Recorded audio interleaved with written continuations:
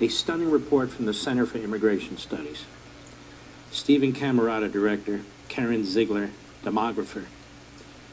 Newly released census data shows that a record 64.7 million U.S. residents, 5 years of age and older, spoke a language other than English at home in 2015. That's almost 65 million. The number's up 5.2 million since 2010 alone, and increased by 1.5 million in just the last year. The largest percentage increases from 2010 to 2015 were for speakers of Arabic, Hindi, Urdu, that's a Pakistani national language. As a share of the population, more than 1 in 5 U.S. residents now speaks a foreign language at home. Well, let's go through these in some detail, and then we will explain and talk about what the consequences of this are. Go. In 2015, a record, I'll say 65 million U.S. residents, native-born, legal immigrants, and illegal immigrants aged 5 and older spoke a language other than English at home. The number's more than doubled since 1990, when 31.8 million spoke a language other than English. You think that's healthy? Taking a longer view, the 64.7 million foreign language speakers in 2015 is almost triple the number in 1980. As a share of the population, 21.5% of U.S. residents speak a foreign language at home, nearly double the 11% in 1980. The largest percentage increase from 2010 to 2015 were among speakers of Arabic, up 34%, Hindi, up 33%, Urdu, up 24%, Chinese, up 19%, French Creole, up 16%, whatever, up 14%, and Persian, up 13%. I don't know, where are the French there? There aren't a lot of Europeans there. Hindi and Gujarati, I guess it's pronounced, are languages of India. Urdu is spoken in Pakistan. French Creole is spoken in Haiti. And Persian is the national language of Iran. I thought we're supposed to be a melting pot. Does that sound like a melting pot to you? The largest numerical increases from 2010 to 2015 were among speakers of Spanish, up 3.1 million. Chinese, up 525,000. Arabic, up 292,000. Hindi, up 203,000. Tagalog, I have no idea, up 163,000. French Creole, up 117,000. Urdu, up 92,000. Okay, Tagalog is spoken in the Philippines. You learn something every day. Languages with more than 1 million speakers in the United States in 2015 were Spanish, 40 million. Chinese, 3.3 million. Tagalog, 1.7 million. You want to impress people at Thanksgiving? Ask them what Tagalog is. Vietnamese, 1.5 million. French, 1.3 million. Arabic, 1.2 million. And Korean, 1.1 million. Although all the data has not been released for 2015, what has been released indicates that nearly 1 in 4 public school students, 25%, now speaks a language other than English at home. Now let me ask you a question before we go on. How do you expect people to understand what's in the Declaration of Independence and the Constitution? We quibble over words and syllables and past tense and present tense and so forth in English. If your main language is Tagalog, how are you going to figure that out? You're never going to figure that out. Many of those who speak a foreign language at home are not immigrants. In fact, half of the growth in foreign language speakers since 2010 is among those born in the United States. Overall, 44%, or 28.5 million, of those who speak a language other than English at home are born in the United States. Leave that there. 28.5 million people who speak a language other than English at home are born in America. So much for assimilation. You cannot maintain a culture, a country, if you don't have a common language and other common things. So this is extremely destructive of this country. Next. Of those who speak a foreign language at home, 26 million, 40%, told the Census Bureau that they speak English less than very well. This figure is entirely based on the opinions of the respondents. The Census Bureau does not directly measure language skills. So in other words, the respondents are admitting 40% of them, we don't speak English very well at home, period. States with the largest share of their population speaking a foreign language at home, this doesn't look like a big surprise to me. 2015, 45%, almost half of the population of the state of California speaks a foreign language at home. That is just incredible to me. Texas, over a third. We lose Texas, then Texas is, let me put it to you this way. As Texas goes, so goes the country. We lose Texas electorally and every other way, it's over. New Mexico, 34%. New York, 31%. New Jersey, 31%.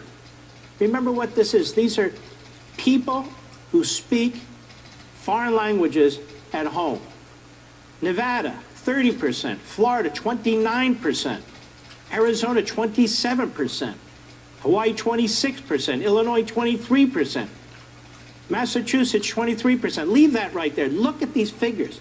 You cannot have a country, a sovereign nation, when a huge percentage of the population at home speaks foreign languages. You're sure as heck not going to have assimilation. What's the Civil War mean? Nothing. The Revolutionary War mean? Nothing. The Federalist Papers? Nothing. The Declaration of Independence, the Constitution, means nothing. If you can't even read a contract, or maybe you can, but you're not speaking English at home. The other thing that happens, you saw the big percentage of those who do not speak English at home were born in the United States. That passes from one generation to the next.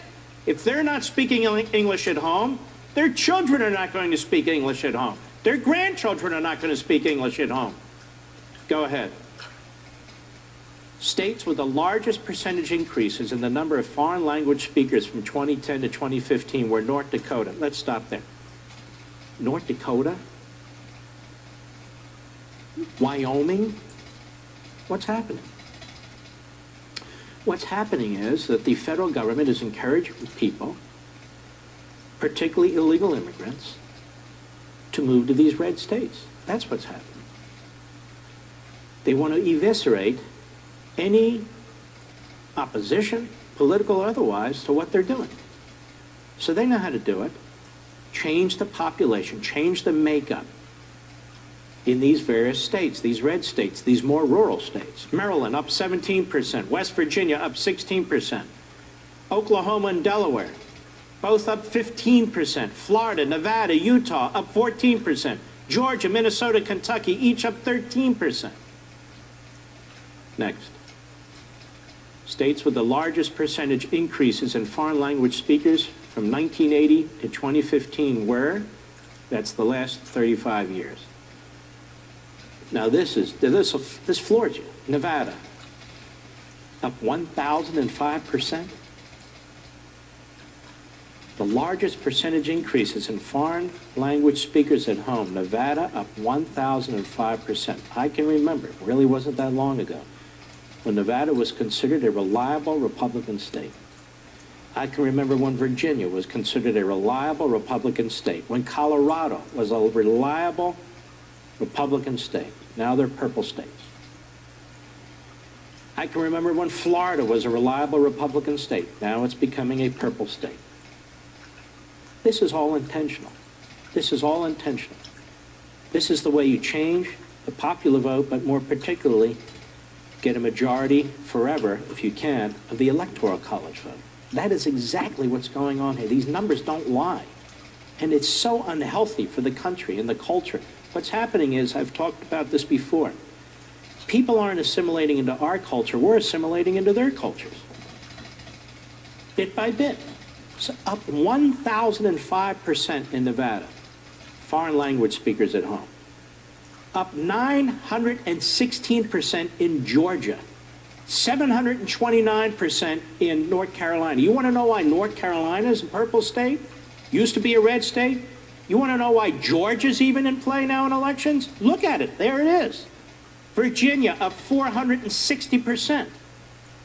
Tennessee up 414%. This is the South. Arkansas up 408%. Remember, all of our immigration decisions are being made at the federal level, the vast majority.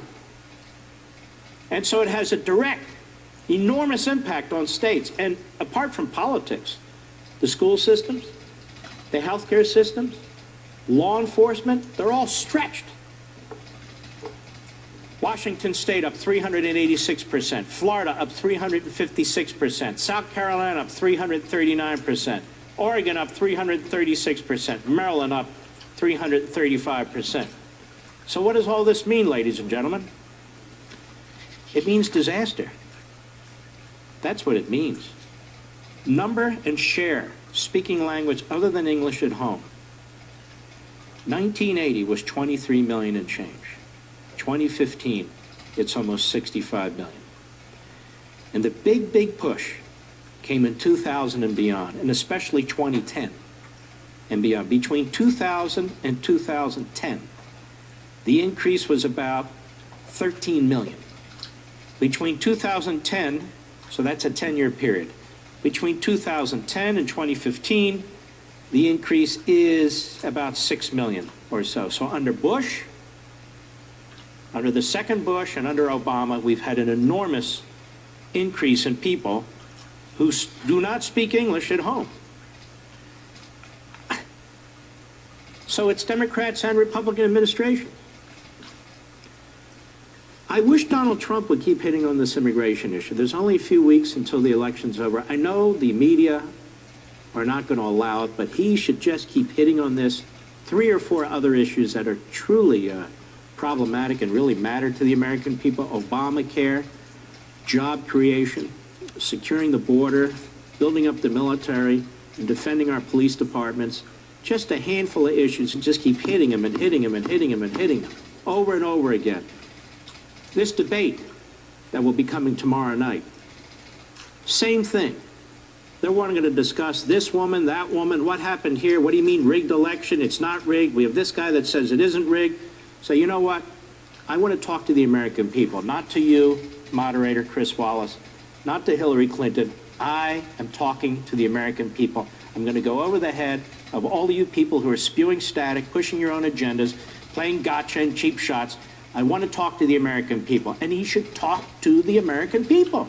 And he's going to have to. He's going to have to go over the heads of these so-called journalists in this country, and I'm going to tell you why.